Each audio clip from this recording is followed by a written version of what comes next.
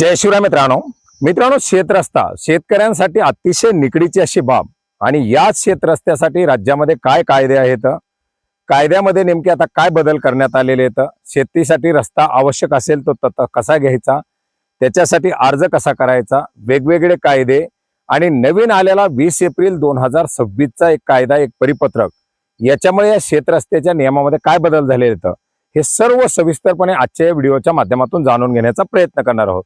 मित्रांनो, सोनं पिकवणारी जमिनीमध्ये काय तुम्ही पिकवताय, काय पिकं घेताय, फळबागा काय करताय, सगळं महत्वाचं आहे। सगळं तुमच्याकडे उपलब्ध साधन आहे, परंतु जर शेतातून माल बाहेर काढता आला नाही तर त्याची केवढी किंमत आहे।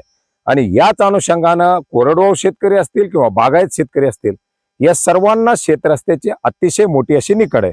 परंतु राज्यामध्ये काय होतं की बऱ्याच मोठ्या प्रमाणात भाऊभावामध्ये असेल, भावकीमध्ये असेल किंवा इतर गावातील नागरिकांमध्ये असेल, या शेतरस्त्यांवरून वारंवार भांडणं होतात आणि हीच भांडणं कुठेतरी मिटावीत, प्रत्येक शेतकऱ्याला आपल्या शेतामध्ये जाण्यासाठी रस्ता उपलब्ध व्हावा, यासाठी राज्य शासनाच्या माध्यमातून मोहीम हाती घेण्यात आलेली आहे। रस्ते मोकळे करून दिले जात आहेत, नवीन रस्त्याची मागणी आली तर नवीन रस्ते उपलब्ध करून दिले जात आहेत आणि याच्यामध्ये काही गैरप्रकार होत आहेत ते रोखण्यासाठी सुद्धा शासनाच्या माध्यमातून प्रयत्न केले जात आहेत। जसे की तहसीलदाराच्या माध्यमातून रस्ता उपलब्ध असताना सुद्धा काही त्यांच्या मर्जीनं नवीन रस्ते उपलब्ध करून देण्याच्या ज्या बाबी आहेत त्याला सुद्धा आडकाठी कुठं आणण्यात आलेली आहे।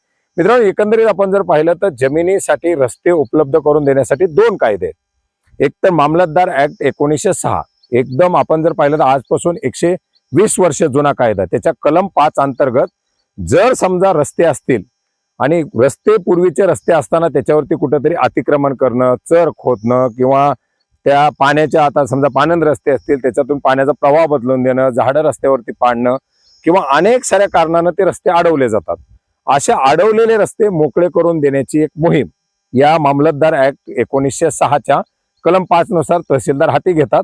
आणि जर अशा प्रकारे कुठं अतिक्रमण झालेले अशी बाब निदर्शनास आली, त्याच्या संदर्भातील तक्रारी आल्या तर त्या तक्रारीच्या अनुषंगानं या कायद्याच्या अंतर्गत तो रस्ता मोकळा करून दिला जातो। आता बऱ्याच साऱ्या शेतकऱ्यांना काय होतं की जुना रस्ता उपलब्ध नाही आणि आता जमिनीचे छोटे छोटे तुकडे होत आहेत। जमीन घेत असताना समजा सर्वे नंबरचा बांध होता वगैरे वगैरे, परंतु काही शेतकरी, आता समजा एक शेतकरी मध्ये अडकलाय, सर्वे नंबरचा बांध इकडून येतोय पण त्या शेतकऱ्याला आता जायला रस्ताच नाही, अशा परिस्थितीमध्ये तहसीलदारांच्या माध्यमातून रस्ता उपलब्ध करून देण्याची तरतूद आहे। त्याच्यासाठी रस्त्याची मागणी केली जाऊ शकते। महाराष्ट्र जमीन महसूल अधिनियम 1966च्या अंतर्गत जे काही कलम आहे, या कलम 143 अंतर्गत तहसीलदारांना एखाद्या शेतकऱ्याच्या शेतजमिनीला जर रस्ता नसेल तर असा रस्ता उपलब्ध करून देण्याची तरतूद आहे। हे दोन्ही कायदे राज्यामध्ये अंमलात आहेत आणि या कायद्याच्या अंतर्गत जर तुम्हाला रस्ता हवा असेल तर तुम्हाला एक लेखी स्वरूपामध्ये तहसीलदारांकडे अर्ज करावा लागतो। अतिक्रमण असेल तर अतिक्रमण हटवण्याच्या संदर्भात, रस्ता कोणी अडवला असेल तर रस्ता मोकळा करून देण्याच्या संदर्भात, आणि जर शेतजमिनीला रस्ताच नसेल तर महाराष्ट्र जमीन महसूल अधिनियम 1966 अंतर्गत नवीन रस्त्याच्या मागणीच्या अंतर्गत हे वेगवेगळे प्रकार याच्या अंतर्गत जो एक अर्जाचा नमुना आहे तुम्ही या ठिकाणी पाहू शकता। असा एक विहित नमुन्यातील अर्ज तुम्हाला या ठिकाणी भरून द्यायचा आहे। या अर्जाचा नमुना मी तुम्हाला या व्हिडिओच्या डिस्क्रिप्शन बॉक्समध्ये सुद्धा देणार आहे। हा अर्ज म्हणजे या ठिकाणी एक मसुदा, एक नमुना आहे, त्याच्यामध्ये तुम्ही तुमचं नाव, जिल्हा, तालुका या बाबी ऍड करून, तुमचं गाव ऍड करून तुम्ही त्या ठिकाणी करू शकता। परंतु एक मायना कसा असावा तर हा अर्जाचा या ठिकाणी एक मायना आहे। मित्रांनो, हा अर्ज केल्यानंतर पुढे त्या रस्त्याची तहसील कार्यालयाच्या माध्यमातून जे काही महसूलचे कर्मचारी असतील त्यांच्या माध्यमातून पाहणी केली जाते, त्या ठिकाणी काय पर्याय उपलब्ध आहे ते पाहिलं जातं आणि त्याच्यानंतर पुढे ते निवाडे केले जातात।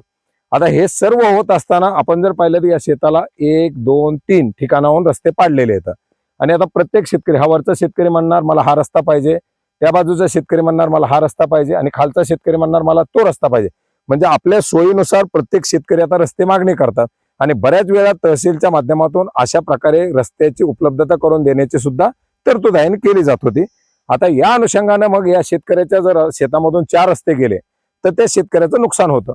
समजा आता पुढचा शेतकरी जर म्हणला हा शेत रस्ता जातोय, मी याची जी काही भरपाई असेल ती द्यायला तयार आहे, समजा पर्यायी रस्ताच नसेल, याच रस्त्याने जावं लागत असेल, ती भरपाई मंजूर देऊन जर शेतकरी तयार असेल ठीक आहे, पण जर हा रस्ता वरून सर्वे नंबरच्या बांधावरून जाऊन जर पुढच्या शेतकऱ्याला वापरण्यासारखा असेल आणि तरी सुद्धा जर नवीन रस्त्याची तरतूद केली जात असेल तर ती रस्त्याची तरतूद करता येत नाही। 20 एप्रिल 2026च्या नवीन परिपत्रकानुसार तहसीलदारांना अशा प्रकारे पर्यायी रस्ते उपलब्ध करून देत असताना अनावश्यक असलेले रस्ते, ज्याची गरज नसताना आपल्या सोयीनुसार मागणी केलेले रस्ते, असे डबल रस्ते देऊ नयेत अशा प्रकारची तरतूद त्या अंतर्गत करण्यात आलेली आहे। शेत रस्त्याच्या संदर्भात जर कोणी अडवणूक करत असेल, रस्ते वारंवार अडवत असेल, अतिक्रमण करत असेल तर 5 वर्षासाठी त्यांचे फार्मर आयडी ब्लॉक करणं, त्यांना कृषी योजनांचा लाभ न देणं, अशा बऱ्याच साऱ्या कायदेशीर बाबी सुद्धा अंमलात आणलेल्या आहेत. आणि अशा प्रकारे या शेत रस्त्याच्या संदर्भातील हे एक महत्वाचं माहिती होती. कारण बऱ्याच जणांना आणि कायदा माहित नाही, या कायद्याच्या अंतर्गत काय क्षेत्रस्ता दिला जातो, त्या कायद्याच्या अंतर्गत काय क्षेत्रस्ता दिला जातो, 2 कायदे कशासाठी वगैरे बऱ्याच साऱ्या विचारणा केल्या जातात. याच्यासाठी अर्जाच्या संदर्भात विचारणा केली जाते आणि हीच एक माहिती आज आपण घेण्याचा प्रयत्न केलेला आहे.